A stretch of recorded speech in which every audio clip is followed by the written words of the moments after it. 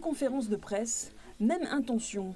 Recadrer le pays sur sa gestion des investissements, mais aussi sur sa gestion des océans, en pleine visite de la ministre déléguée chargée de la mer. Le point crucial qui nous intéresse également, c'est le développement de notre économie bleue. Ça fait écho à la récente rencontre que nous avons eue avec les médias pour formaliser notre opposition à mettre en place des zones protégées. On ne peut pas se permettre aujourd'hui de commencer à faire des niches pour empêcher nos pêcheurs d'aller pêcher là où ils ont la possibilité de pouvoir pêcher.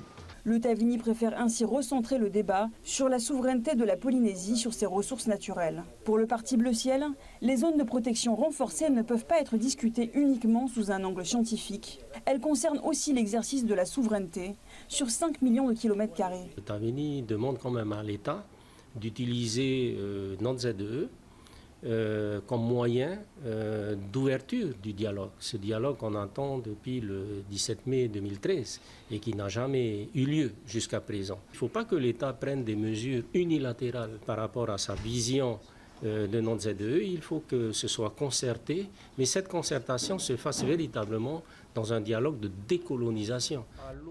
Même ton sur la gestion des finances et le collectif budgétaire. 42 milliards de crédits d'investissement non consommés et dont le report a été rejeté en séance vendredi, y compris par le Tavini, qui justifie ce matin son vote de blocage afin de provoquer un électrochoc. Il y a beaucoup de projets qui traînent comme ça dans nos corbeilles depuis maintenant plusieurs générations de gouvernements. Et aujourd'hui, je vois que le gouvernement Tavini s'est pris également à ce jeu. C'est pour ça que je ne suis pas du tout sur le même récit que mes collègues.